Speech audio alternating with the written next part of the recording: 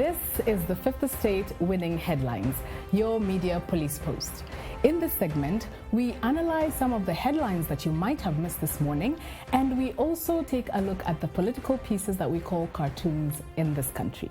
Today is the 23rd of August, 2019, and I am DM. I am 2M. And I am Miss K, your host. Again, in case you missed it, this is Winning Headlines. Let's take a look at today's headlines. The Star, Jubilee leaders attack Uhuru, tax cheats war. Yes. The Standard, Uhuru, dynasty hustler talk won't get you to power. And Daily Nation, Uhuru, handshake not about dynasties. I say today we take the Standard and the Daily Nation together and get away with this handshake manenos. Well, this is dynasty. This is what I think. I think the president is right in pointing this out because we've always thought that the politics of ethnicity is bad. Yes. Well, we are defined by the politics of ethnicity. That's our reality. However, the politics of class is worse. Absolutely. I do agree, because revolutions, time immemorial, have been based on class divides. That's what they've been premised on. And if you keep putting on labels, and this is exactly what it is, whether the label is hustler or dynasty, he's perhaps pointing us to the fact that if you put on these labels, then people will coalesce around them. And when they coalesce around them, the movement acquires a life of its own. People feel very strongly about class. Absolutely. Class is thicker than blood. Oh yeah, absolutely. Yeah. And I've said it before. You do not want a situation where people are ganging up on the streets and saying certain things. So I think it was very right for the president to stop this and on discussion. this auspicious occasion of his father's commemoration, 41st. Absolutely. I agree, and I don't want to say more. But we do have to ask the question. We use a three-part criteria to break down the headlines for you. We ask ourselves three questions. Is this headline topical, or is it speculative? Is it repetitive, or is it groundbreaking? And finally, is it thoughtful or just plain lazy? I feel like the ramifications of not discussing hustlers and dynasties will be groundbreaking. And I think we have to pick between the two, because they both speak about the same issue. But I would prefer the Daily Nation and bench that as we see what's on the Star. I'm with you. I think this one is more thoughtfully worded. Yes. And also more interesting. More interesting. I would pick it up. I would pick it up to find out what it's Toss that about. Yes. The Star. Yeah. Jubilee leaders attack Uhuru, tax cheats war. Oh, this is so terribly constructed. It is. But what's the context? I know, I had to pause between each word to ensure I don't slip up on my tongue. So I saw a couple of governors, Nakuru governor taking a hit at DPP Haji for going after Keroshe and Humphrey Kariuki. Yes, and Humphrey Kariuki. But then, guys, I must mention this. See, last night I had a dream. Wow. And in the dream... Here's Martin Luther Jr. Yes. In the dream, I spoke to someone who told me Uhuru is not responsible for this. Okay. Right? And the conclusion of that was this. I think the Brotherhood of Law is setting up the boss. And setting up the boss for failure. You see, this is the thing. In the 1970s and 1980s, in Japan, in South Korea, in Taiwan, they had industries. And these were local indigenous industries. Now, they did not claim the ladder the right way. In fact, more often than not, it was a crooked ladder.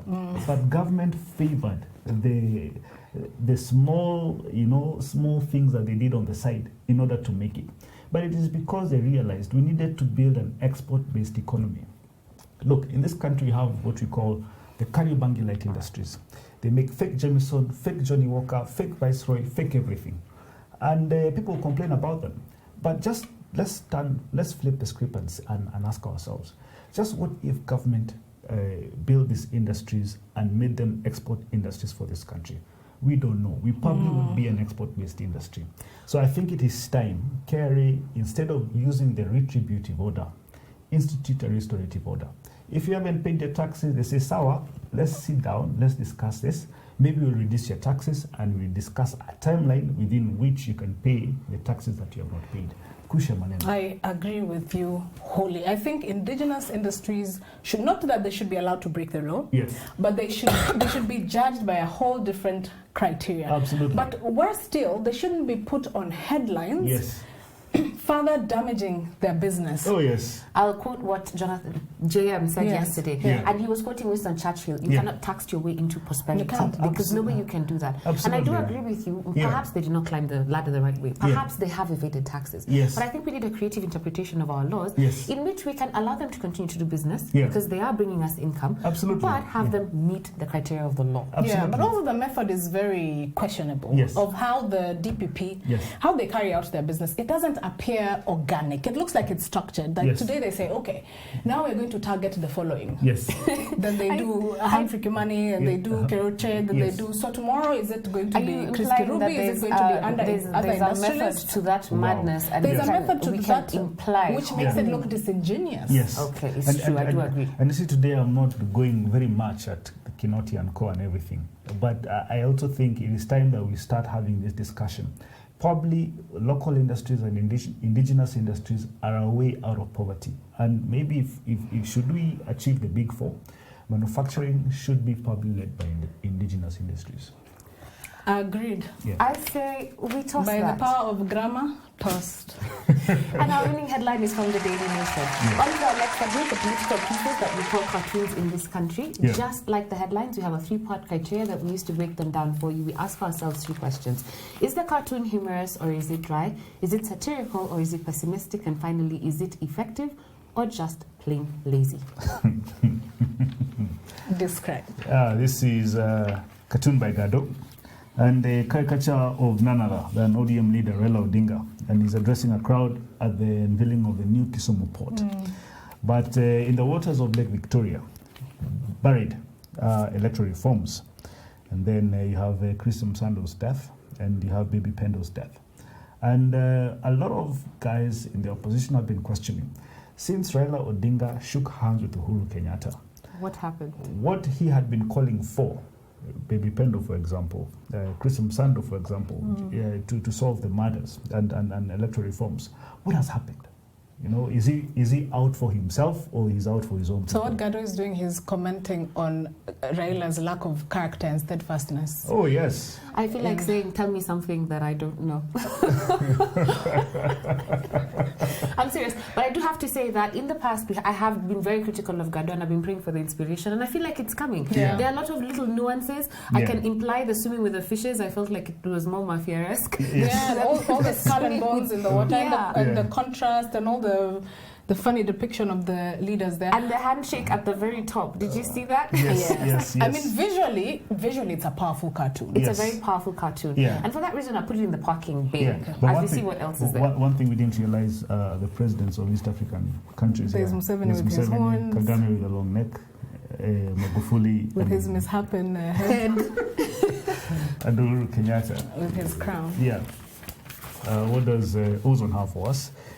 Guys, what I've been talking about. Anyway, before I analyze it, I'll describe it.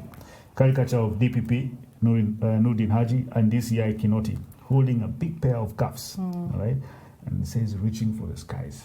What does this mean, DM?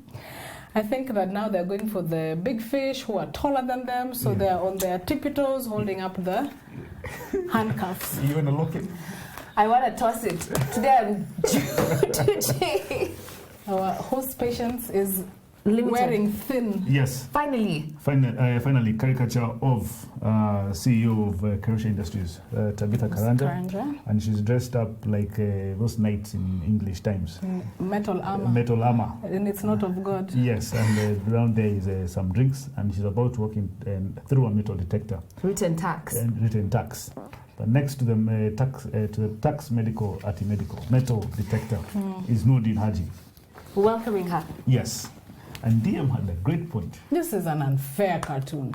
Yes. You are showing that she's guilty before proven innocent. Because, of course, if she's wearing a metal suit and she goes through the detector, it will go off. Yeah, absolutely. So I think that is a verdict that he has passed. He's already passed a verdict. But I do have to note that I have taken reference an issue in the past, and I think it's been very, very many months, with how women are depicted in caricatures and in cartoons and in public generally. And we've talked about how you go from the seductress to the mother figure and all these representations in between, including the angry woman. Yeah. And I have to say that for once, I have to agree that it's more apt depiction of the CEO. But for that reason, Absolutely. But for that reason, I still will toss it. Yeah. Actually, I don't think. Can we agree? Is there a winning cartoon today? We had banked together. Not in my view. Yeah. So we have no winning cartoon. And what is our final thought? And now our final thought. It is inspired by an authorized biography entitled Moi, the Making of an African Statesman by Andrew Morton. And I have a question to ask both of you. Yes. Did you guys ever drink Nyao's maziwa Nyao? Liberally, we drank it. Of course, I loved it so much. I'd take it home, I'd freeze it, then I'd lick it like a lolly the next day. Wow, mistake. What do you do? Yeah. This week, we've been looking at our founding fathers and going through a series of the fathers that made Kenya as we know it. On Monday, we began with Not Yet Uhuru by Jaramogi Oginga Odinga, in which I have to confess, I saw him in a different light. I saw him as a statesman who is unsung despite the many good things he had for us. Yes. On Tuesday, we went to Freedom and After by Thomas Joseph, otherwise known as T.J. Boyer. Yes. On Wednesday, we did the Kapenguria 6, not inspired by any book in particular, but looking at their stories, their histories, and their incarceration. Yes. And on Thursday, yesterday, we looked at the Kenyatta succession by Joseph Karimi and Philip Ochieng on the 41st anniversary of the passing of Jomo Kenyatta. Today, we're looking at what happened after, and we're looking at Moi, the Making of an African Statesman by Andrew Morton. Yes. As Tuam said, it's unauthorized. It is authorized. Yes, I think you have to take us through what an authorized biography, an autobiography, and an unauthorized biography. So an autobiography is a biography written by the person about whom the book is. Yes, they wrote it themselves. They wrote it themselves. It's auto. Yes. So an unauthorized biography is, as the name suggests, not authorized. The person that you are writing about has not given you permission. Has not given you permission, will not indulge you in the writing of the book. Yeah. And then the authorized biography is the opposite. Yeah. So in this book, Andrew Morton worked with President Moi to develop and write the book. Yes. And so he wrote this book in 1998. Yeah. Morton is a journalist, a British journalist and writer, and he's actually known for biographies. He's written many biographies. I think he's known best for the Diana, also an authorized biography. Diana, Her True Story, I think that is what it was called. I think the thing about him that most people say is that he gets to the heart and soul of the people he writes biographies about. Especially when they allow him to write the biography. He goes to people who have been embattled or people who are perceived in a particular way. Then he gives the story from their perspective, giving a different perspective and a different light and a more sympathetic look into their struggles. Absolutely. And in this case, in Moi's case, it was at a time when he was described in very bad light, especially by the Western media. So he was coming to look at his perspective and put it out there. And because of that, the book is very, Moi is described as, in fact, I'll quote president of the people. And I'll quote something that he said. He said that Moi was a man more sinned against than sinning. Than sinning, exactly. So like any good biography, it begins with a background of Moi's life. So I'll give a brief synopsis because it's very long. So Daniel Toroitich Kapkurios Arap Moi was born in Sacho, Baringo. Attended Kapsabet High School, and then he thereafter went to Tambach Teachers Training College, so he was a trained teacher. He worked as a teacher from 1946 to 1955, and then it was in 1955 that he joined politics reluctantly, and he was encouraged by guess who? Musalia Mudavadi's Moses Mudavadi. Yes.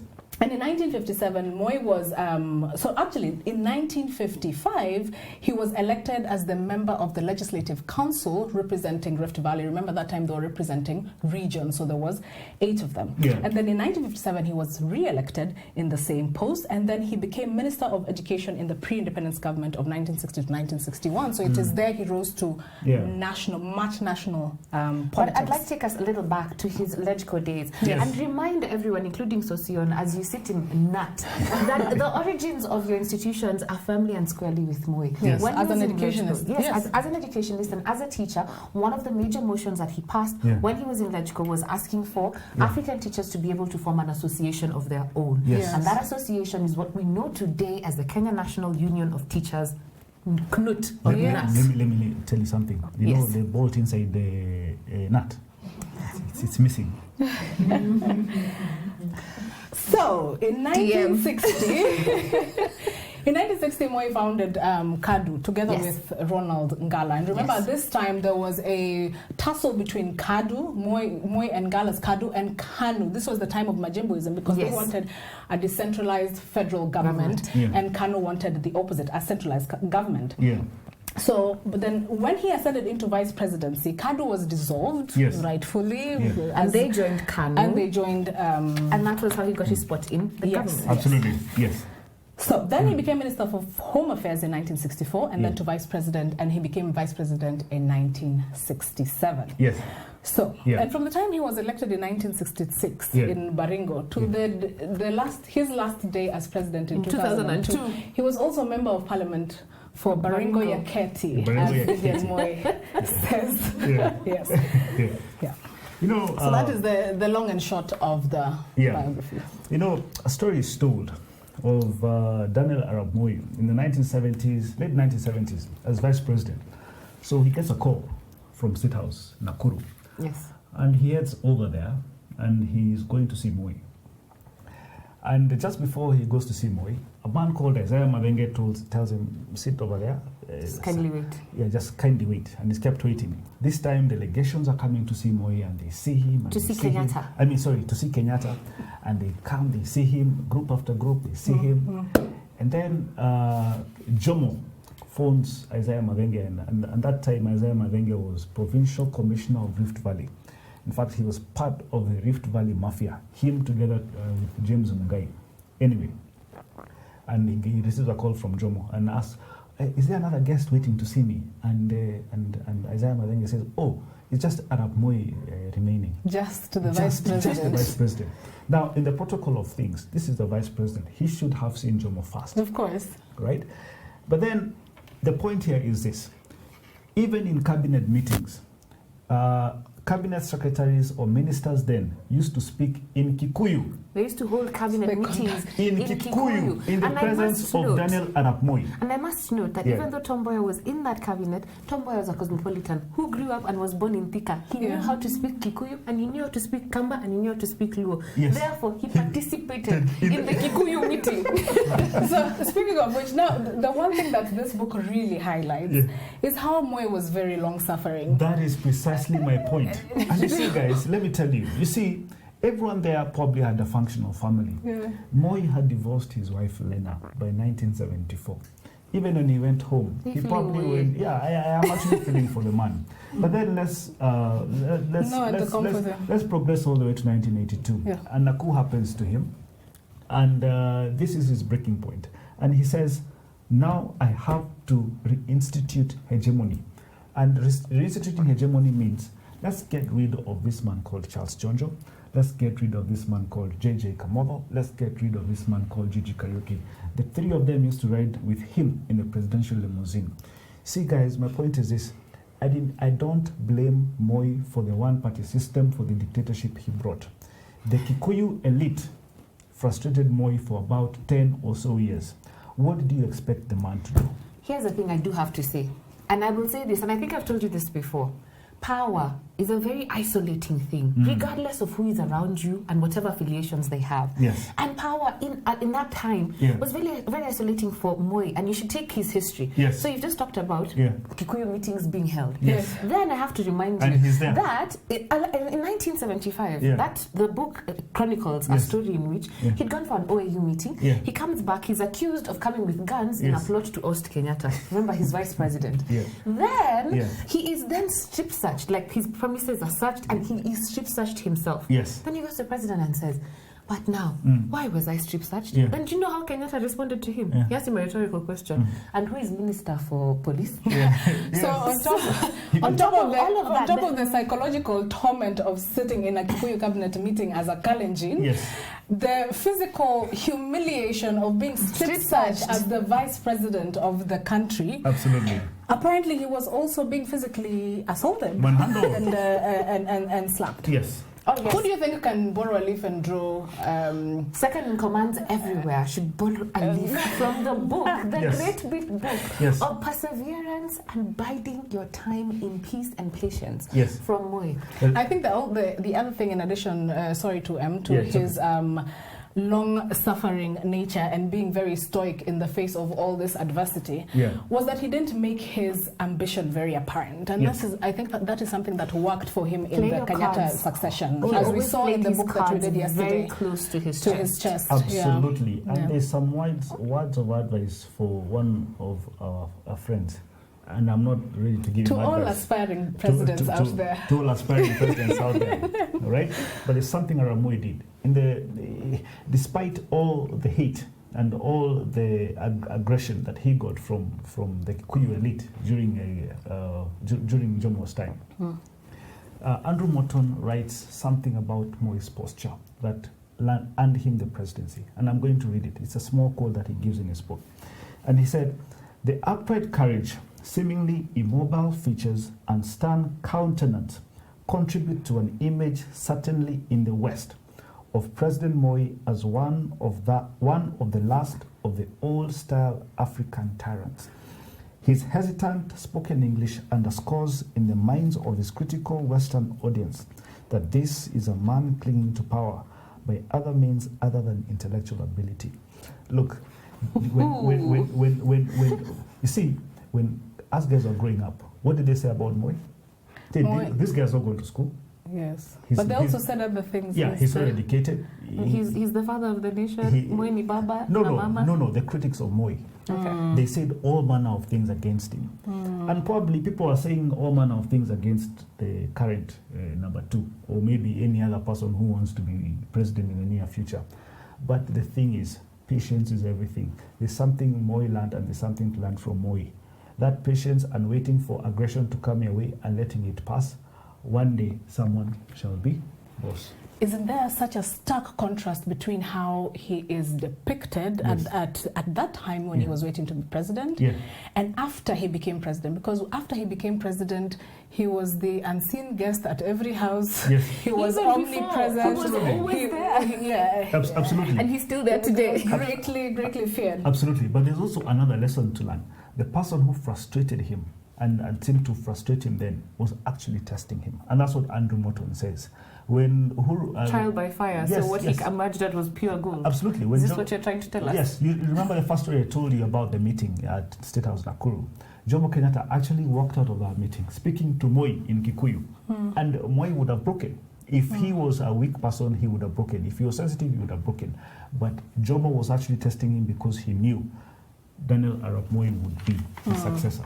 Something that they really go into detail on in this book is the Oko Inquisition after the murder and the investigation. And of course, this is something that was given prominence in the book because it was such it was a fly in the ointment it was a stain in his legacy. And something else that came out of this book is that Andrew Morton was sued by Justice then Evans Gisheru. Successfully, he got 2 million shillings out of that suit. And it was because he was mentioned as being impartial because he was a judge in the Inquisition or in the case. Absolutely. Interesting. This is Winning Headlines. Today we had a winning headline from the Daily Nation and we did not have a winning cartoon. Again, this week we've been looking at our founding fathers and trying to re-educate ourselves, revisit our history and revisit the things that we've been told or we've learned or we've heard about the people that made Kenya into what it is today. I would like to leave us with a quote from our President Uhuru Kenyatta that he made yesterday in regards to leadership. I feel it is apt in this to end this week that that we've done. Yes. You said leadership is not about where you are born. It's not about where you came from. It's not about the color of your skin. It's not about your tribe. It's just about a desire to serve, a desire to do good, a desire to make a difference in the lives of people, and anybody can do that. And that's what we've seen with our founding fathers this week. From Jaramogi Oginga Odinga, through Tom Mboya, to the Kapanguri 6, to Jomo Kenyatta, now to Daniel Toroitich Arap Moi, we have seen that all of them are unsung heroes, and all of them played a part, not only in our liberation, but also in our independence. Yes. Don't forget to subscribe to this channel. And if you're watching us, know that we are also on your TV screens. You can take a quick moment to look for us. We are available on Pang, Free to Air, GoTV, and Star Times. Have a great weekend and see you next week.